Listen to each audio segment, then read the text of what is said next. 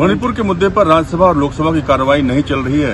और शत्रुघ्न सिन्हा जो लोकसभा के सांसद हैं वो अभी संजय सिंह से मिलने आए जो निलंबित सांसद हैं। सर, आपको लगता है कि जिस तरीके से लोकसभा और राज्यसभा की कार्रवाई सदन शुरू होने के बाद से लगातार मणिपुर के मुद्दे पर नहीं चल पा रही है, विपक्ष लगातार ये कह रहा है कि प्रधानमंत्री को इस मामले पर जवाब देना चाहिए, लेकिन सरकार मानने को तैयार नहीं है। एक तरफ तो जहां रमन जी हमने देखा सरकार और माननीय प्रधानमंत्री और गृहमंत्री जिस तरह से संवेदनशील रहे, बिल्कुल निष्क्रिय रहे मणिपुर के मुद्दे पे, उसी तरह से ये भी स्थापित हो गया था, ये भी समझ में आ गया था कि रूलिंग पार्टी की इस बार बिल्कुल मंशा नहीं है कि पार्लियामेंट चले। खुद ही चाह रहे थे, ऐसा दिख रहा था कि वॉश आउट हो जाता था कोई न कोई बहाने, क्योंकि मणिपुर पे उनको कुछ कहने को अब रह नहीं गया, कोई जवाब नहीं था कि 3 महीने से ज़्यादा हो गए। इतनी बड़ी हिंसा, कुछ हद तक कुछ लोग कहते हैं नरसंहार,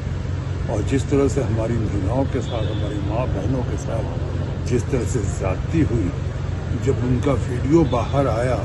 उसके बाद कुछ खाना पूर्ति करने की कोशिश की गई सरकार की तरफ से, और वो भी दिखावे के लिए ऐसा दिखा। अब उसके बाद जब चारों तरफ घेरेबंदी में आ गई सरकार और हमारे मित्र और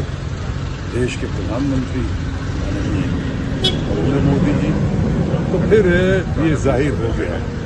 कि अब कुछ नहीं, फंस गए और वो चल नहीं देने, तो किसी न किसी बहाने से विपक्ष के वक्त भोगते हुए,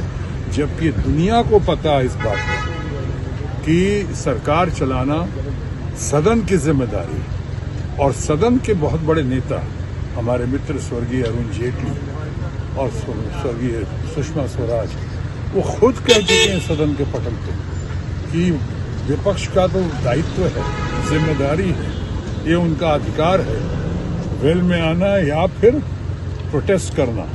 पार्लियामेंट के अंदर। उनके प्रोटेस्ट का बहाना लेते हुए जिस तरह से सरकार ने एक खेल किया कि बीच में ये भी हमें लगता है कि ये गैर जिम्मेदाराना, गैर संवैधानिक एक बिल ले आए, दिल्ली वाला बिल, ताकि लोगों में ये खबर जा सके कि हम पहली बाजी जीत गए। ये बाजी जीतना नहीं, ये कोर्ट के अदालत की, हमें तो दिखता है कि शायद कुछ हद तक अवमानना हो। कोर्ट के डिसीजन के बाद ये बिल लाया गया। उसके बाद दूसरा बिल देखिए, आप खुद देखिए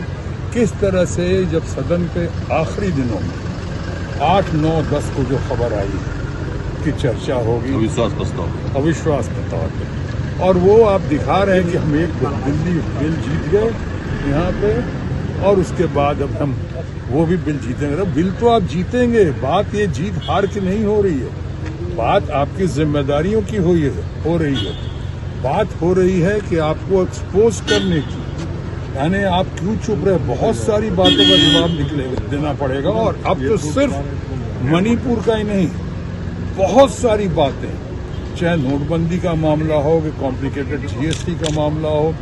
कि जितनी बातें हो रही हैं बीच में, कि चाहे पिछले पार्लियामेंट में कुछ बातों का जवाब ना देते हुए जब पूछते रह गए कि इतने 1000 करोड़ रुपए किसके हैं, किसने दिया है, या उनकी क्या जिम्मेदारी भूमिका रही है, सारे मामलों में एक सवाल का जवाब माननीय प्रधानमंत्री जी, जो हमारे मित्र भी हैं, उन्होंने नहीं दिया था। इस बार भी मुझे लगता है ये तथाकथित अविश्वास प्रस्ताव जो अंतिम दिनों में लाया गया है, शायद एक खाना पूर्ति है, और इसमें मुझे लगता है या तो प्रधानमंत्री जी शायद जवाब भी नहीं देंगे किसी न किसी बहाने, या अगर जवाब देंगे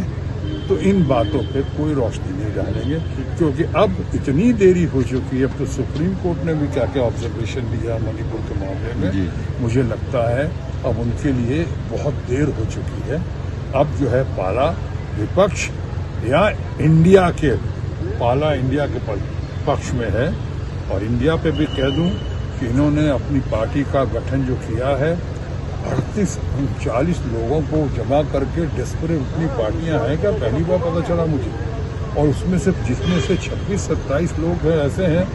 जिनका एक भी कोई मदद सदन में आदमी नहीं है, एक भी मेंबर नहीं है उनका, एक भी पार्लियामेंटेरियन नहीं है। तो ये डेस्परेट अटेम्प्ट लास्ट डे उन्होंने किया है। तो मुझे अब लगता है इस बात से पूरे देश की जनता को पता चल गया है कि इंडिया जीतेगा, भारत जीतेगा, चाहे कुछ भी हो जाए। अविश्वास प्रस्ताव पे या बाकी प्रस्ताव लाकर अपनी एब्सोल्यूट या ब्रूट मेजॉरिटी का आप सदुपयोग या दुरुपयोग करते हुए जो कर रहे हैं, अब उससे कुछ फायदा नहीं है।